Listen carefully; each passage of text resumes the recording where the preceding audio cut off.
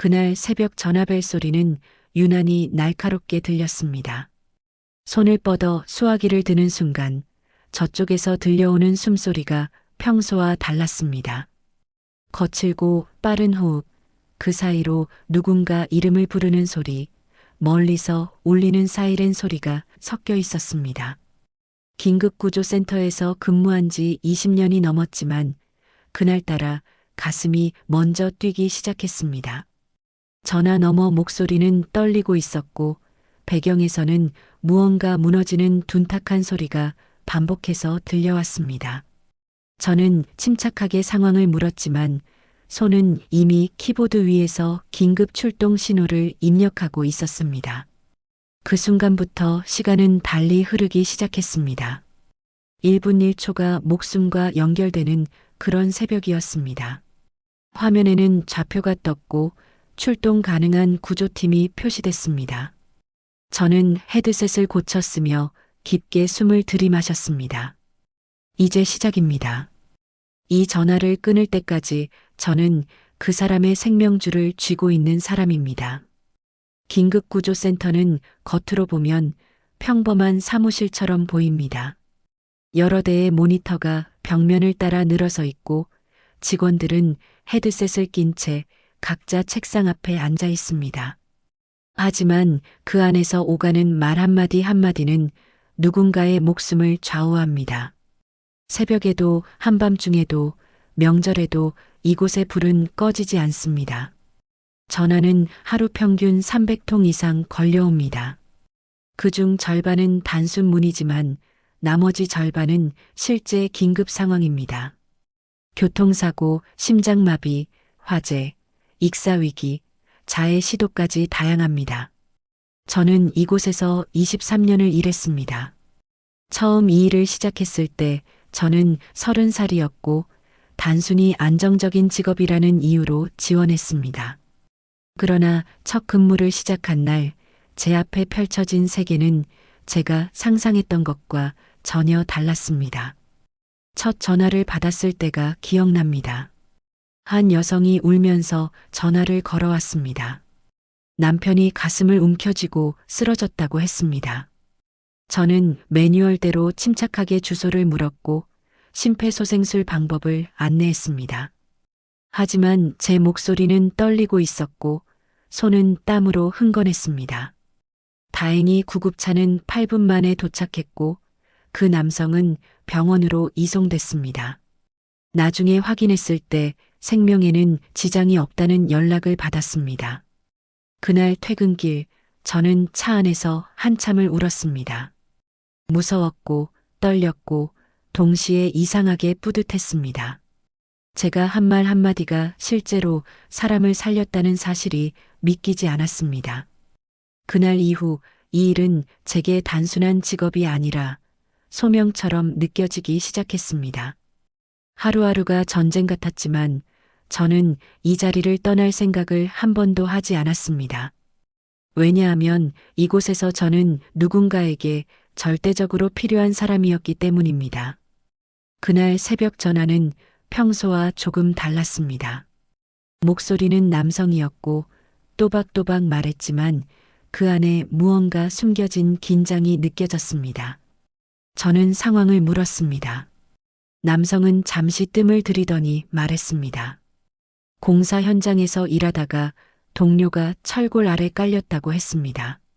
의식은 있지만 허리 아래가 눌려 있어 움직일 수가 없다고 했습니다. 저는 즉시 좌표를 확인하고 출동 지시를 내렸습니다.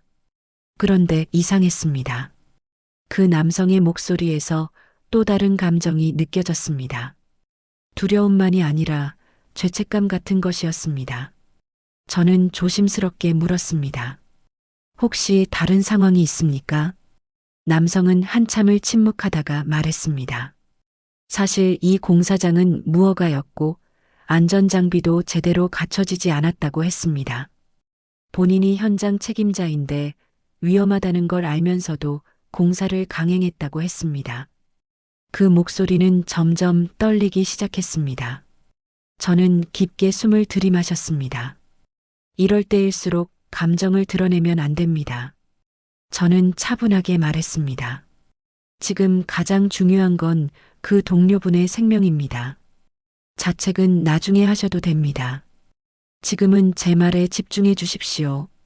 남성은 알겠다고 대답했습니다. 저는 부상자의 상태를 하나하나 확인했습니다. 의식 상태, 출혈 여부, 호흡 상태, 사지 움직임 등을 물었습니다.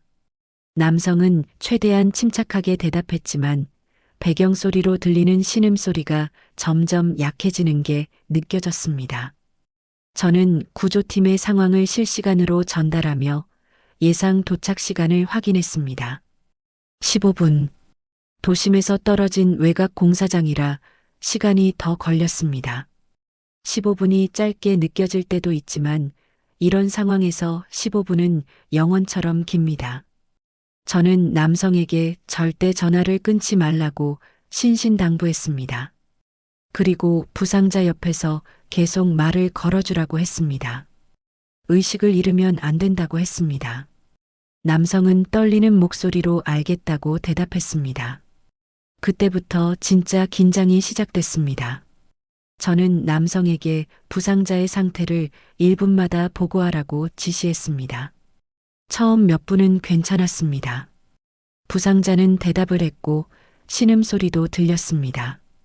하지만 5분이 지나자 반응이 느려지기 시작했습니다. 남성의 목소리는 점점 다급해졌습니다. 이름을 불러도 대답을 안 합니다. 눈을 감으려고 합니다. 어떡하죠? 저는 즉시 지시했습니다. 어깨를 가볍게 흔들어 주십시오. 크게 이름을 불러 주십시오. 절대 잠들게 두면 안 됩니다. 남성은 다급하게 부상자를 깨웠습니다. 배경으로 들리는 목소리는 간신히 신음소리만 냈습니다. 저는 화면을 보며 구조팀의 위치를 확인했습니다. 아직 8분 남았습니다. 8분이 너무 길게 느껴졌습니다. 또 2분이 지났습니다.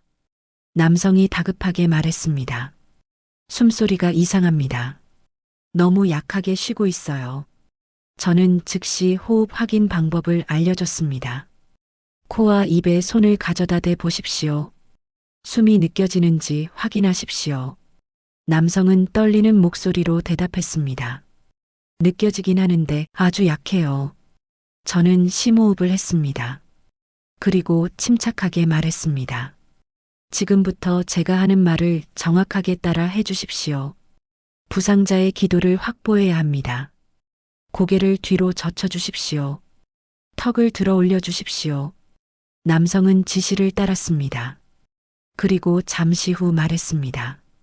숨소리가 조금 나아진 것 같아요. 저는 안도의 한숨을 쉬었습니다. 잘하셨습니다. 계속 그 자세를 유지해 주십시오. 그리고 계속 말을 걸어 주십시오.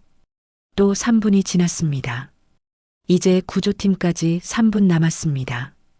그런데 그때 남성의 목소리가 다시 떨렸습니다. 피가 나오기 시작했어요. 입에서요. 어떡하죠? 저는 순간 가슴이 철렁 내려앉았습니다. 내부 출혈일 가능성이 높았습니다. 저는 최대한 침착하게 말했습니다. 고개를 옆으로 돌려주십시오. 피가 기도로 넘어가지 않게 해야 합니다. 남성은 지시를 따랐습니다. 그리고 떨리는 목소리로 말했습니다. 선생님, 이 친구 살 수 있을까요? 제 목소리도 순간 떨렸지만 저는 꾹 참고 말했습니다. 구조팀이 곧 도착합니다. 지금까지 잘해오셨습니다.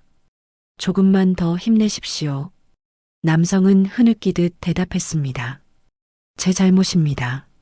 제가 이러지 말았어야 했는데 저는 단호하게 말했습니다. 지금은 자책할 시간이 아닙니다. 그 친구 곁을 지켜주십시오. 그게 지금 할 수 있는 최선입니다.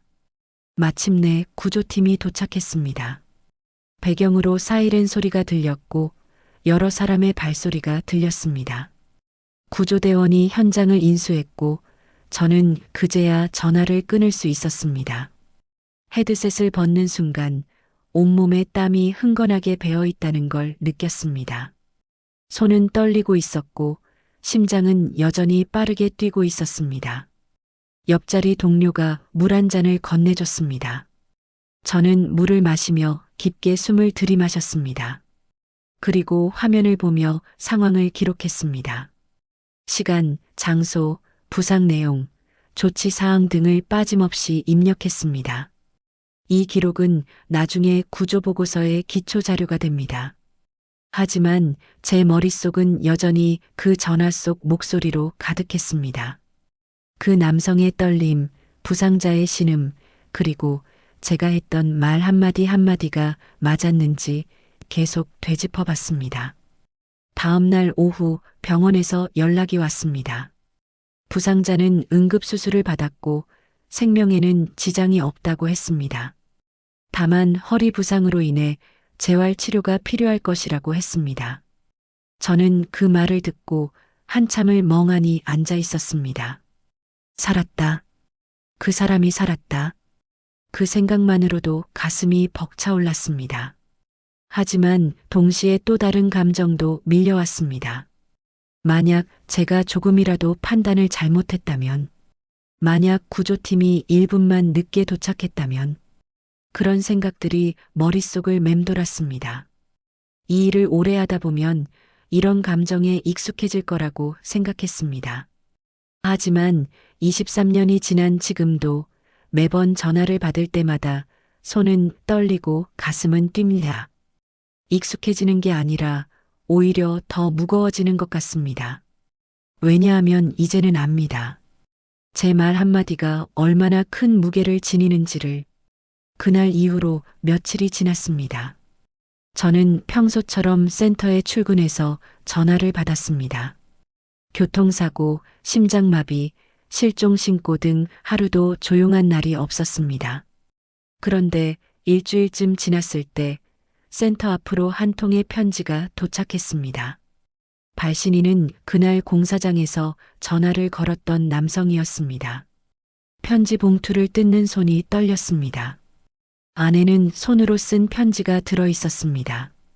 글씨는 삐뚤빠뚤했지만 한 글자 한 글자에 마음이 담겨 있었습니다. 그는 편지에서 말했습니다. 그날 만약 선생님이 아니었다면 자신은 패닉 상태에서 아무것도 하지 못했을 거라고. 선생님의 목소리가 유일한 희망이었다고. 친구는 지금 재활 치료를 받고 있지만 회복 중이라고. 그리고 자신은 무허가 공사에 대한 책임을 지고 법적 처벌을 받게 됐지만 그 친구가 살아있다는 사실만으로도 감사하다고 썼습니다. 편지 끝에는 이런 문장이 있었습니다. 선생님, 제가 평생 잊지 못할 목소리가 하나 있다면 그날 밤 선생님 목소리입니다. 고맙습니다. 저는 편지를 읽으며 눈물이 났습니다. 이 일을 하면서 감사 인사를 받는 경우는 드뭅니다. 대부분은 전화를 끊은 뒤 어떻게 됐는지 알 수 없습니다. 그저 화면 속 기록으로만 남을 뿐입니다. 하지만 가끔 이렇게 편지나 전화로 고마움을 전하는 분들이 있습니다. 그럴 때마다 저는 이 일을 계속할 힘을 얻습니다. 제가 한 일은 단지 매뉴얼대로 지시를 내린 것뿐이지만 그 지시가 누군가에게는 생명줄이 됐다는 사실이 믿기지 않으면서도 감사했습니다. 저는 그 편지를 책상 서랍 깊은 곳에 넣어두었습니다. 그리고 힘들 때마다 꺼내 읽곤 합니다. 돌이켜보면 제 인생에서 가장 큰 전환점은 이 일을 시작하면서부터였습니다. 젊은 시절 저는 방향을 잃고 헤매던 사람이었습니다. 대학을 졸업하고도 뚜렷한 목표가 없었고 이 직장 저 직장 옮겨 다녔습니다. 결혼도 했지만 관계는 순탄치 않았고 결국 이혼을 했습니다. 아이는 없었지만 30대 초반에 저는 완전히 무너져 있었습니다. 그때 우연히 긴급구조센터 채용 공고를 보았습니다. 특별한 자격이 필요 없고 교육을 받으면 누구나 할 수 있다는 문구가 눈에 들어왔습니다. 저는 반신반의하며 지원했고 합격했습니다. 교육기간은 석 달이었습니다.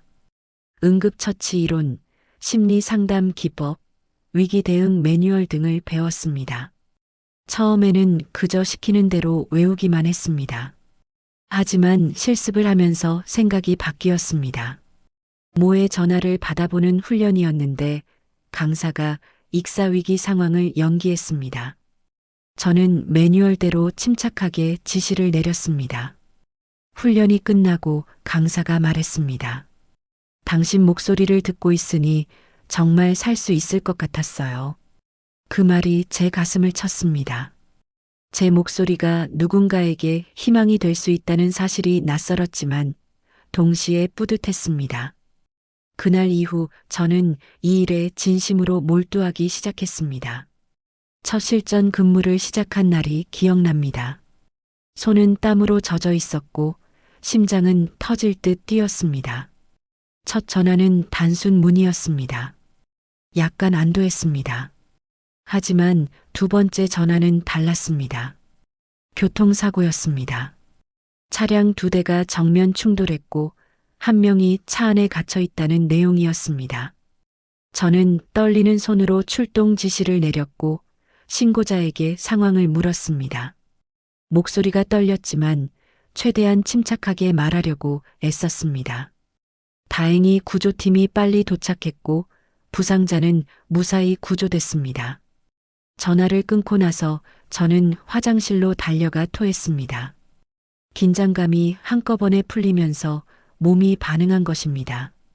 하지만 이상하게도 다시 자리로 돌아와 헤드셋을 썼습니다. 무서웠지만 동시에 이 일을 계속하고 싶다는 마음이 들었습니다. 세월이 흘러 저는 이제 50을 넘겼습니다. 센터에서 가장 오래 근무한 직원 중 한 명이 됐습니다. 후배들이 들어오면 제가 교육을 담당합니다. 그들에게 항상 하는 말이 있습니다. 이 일은 단순히 전화를 받는 게 아닙니다. 우리는 목소리로 사람을 구합니다. 처음에는 이해하지 못하는 표정을 짓지만 시간이 지나면 모두 알게 됩니다. 이 일의 무게와 의미를 저는 지금도 매일 출근해서 헤드셋을 씁니다.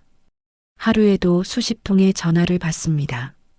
그중 대부분은 무사히 해결되지만 가끔은 최악의 결과를 맞이할 때도 있습니다. 그럴 때마다 마음이 무너지지만 다시 일어섭니다. 왜냐하면 다음 전화를 기다리는 누군가가 있기 때문입니다. 몇 년 전 그 공사장 사고 이후로 저는 그 남성과 연락을 주고받았습니다. 그는 처벌을 받고 나서 작은 식당을 차렸습니다. 다시는 무허가 공사 같은 일은 하지 않겠다고 다짐했습니다. 부상당했던 친구는 재활 치료를 마치고 지금은 지팡이를 짚고 걷지만 일상생활은 가능하다고 했습니다. 두 사람은 지금도 연락하며 지낸다고 했습니다. 그 남성은 가끔 센터로 전화를 걸어 안부를 물었습니다. 그리고 항상 마지막에 이렇게 말했습니다. 선생님 덕분에 살았습니다. 저는 그럴 때마다 손사래를 쳤습니다. 제가 한 건 별것 아니라고. 하지만 속으로는 감사했습니다. 제가 한 일이 누군가의 인생을 바꿨다는 사실이.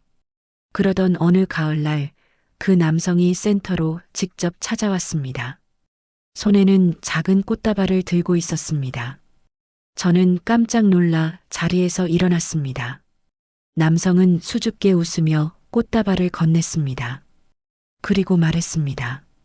선생님 얼굴을 꼭 한번 보고 싶었습니다. 저는 얼굴이 화끈거렸습니다. 그는 계속 말했습니다. 그날 밤 선생님 목소리가 아니었다면 저는 무너졌을 겁니다. 친구도 잃었을 거고요. 선생님은 제게 두 번째 기회를 주신 분입니다. 저는 뭐라 말해야 할지 몰라 그저 고개를 끄덕였습니다. 그는 잠시 머뭇거리더니 말했습니다. 그 친구도 오늘 같이 왔습니다. 밖에서 기다리고 있어요. 저는 그를 따라 밖으로 나갔습니다. 센터 입구에 한 남성이 지팡이를 짚고 서 있었습니다. 그가 저를 보더니 깊게 고개를 숙였습니다. 저는 가슴이 벅차올랐습니다. 그날 전화 속에서 신음하던 그 목소리의 주인공이 지금 제 앞에 살아서 서 있었습니다. 그는 천천히 다가와 제 손을 잡았습니다. 손은 거칠었지만 따뜻했습니다. 그는 떨리는 목소리로 말했습니다. 제가 다시 걸을 수 있게 된 건 그날 밤 선생님이 포기하지 않으셨기 때문입니다. 감사합니다. 저는 눈물이 났습니다. 이 일을 하면서 처음으로 제가 구한 사람을 직접 만난 순간이었습니다. 그동안은 전화 너머 목소리, 보고서 이름으로만 존재했던 사람들이었습니다. 하지만 지금 제 앞에 살아 숨쉬는 사람이 서 있었습니다. 그 무게가 한꺼번에 밀려왔습니다. 우리는 근처 카페로 자리를 옮겼습니다. 그들은 그동안의 이야기를 들려줬습니다. 사고 이후 재활 과정이 얼마나 힘들었는지, 두 사람이 어떻게 다시 관계를 회복했는지, 지금은 어떻게 살아가고 있는지, 저는 조용히 듣기만 했습니다. 그들의 이야기를 듣는 것만으로도 충분히 행복했습니다. 부상당했던 친구가 말했습니다. 그날 밤 의식이 흐려질 때 멀리서 선생님 목소리가 들렸어요. 포기하지 말라고, 조금만 버티라고. 그 목소리가 저를 붙잡아줬습니다. 저는 그때 깨달았습니다. 제가 한 말들이 정말로 누군가의 생명줄이었다는 것을, 그리고 이 일이 얼마나 소중한 일인지를. 그날 헤어지기 전 그 남성이 마지막으로 말했습니다. 선생님, 세상에는 선생님처럼 보이지 않는 곳에서 사람을 구하는 분들이 많은 것 같아요. 그분들 덕분에 우리가 살아갈 수 있는 거죠. 저는 고개를 끄덕였습니다. 맞습니다. 긴급구조센터뿐만 아니라 소방관, 경찰, 의료진, 그리고 이름 없이 누군가를 돕는 모든 사람들이 있기에 우리 사회는 돌아갑니다. 저는 그저 그 중 한 명일 뿐입니다. 하지만 그 한 명의 역할이 얼마나 중요한지 이제는 확실히 압니다. 절에서 부처님 말씀을 들을 기회가 있었습니다. 스님께서 말씀하셨습니다. 자비란 단지 불쌍히 여기는 마음이 아니라 상대의 고통을 내 고통처럼 느끼고 함께 짊어지는 것이라고 하셨습니다. 그리고 진정한 보살은 화려한 옷을 입고 연꽃 위에 앉아 있는 존재가 아니라 고통받는 이 곁에 조용히 서서 손을 내미는 평범한 사람들이라고 하셨습니다. 그 말씀을 들으며 저는 제 일을 떠올렸습니다. 저는 화려하지 않습니다. 그저 헤드셋을 쓰고 전화를 받는 평범한 직원입니다. 하지만 그 순간만큼은 누군가의 곁을 지키는 보살이 되려 합니다. 한 생명을 구하는 것은 온 세상을 구하는 것과 같다고 하신 그 말씀은 제 가슴 깊이 새겨졌습니다. 마음 선방은 이렇게 보이지 않는 곳에서 묵묵히 자기 자리를 지키는 분들과 함께하고 싶습니다. 여러분 곁에도 누군가 조용히 여러분을 지키고 있을지 모릅니다. 오늘 이야기가 마음에 남으셨다면 구독으로 함께해 주시기를 부탁드립니다. 오늘도 평안하시길 바랍니다. 고맙습니다.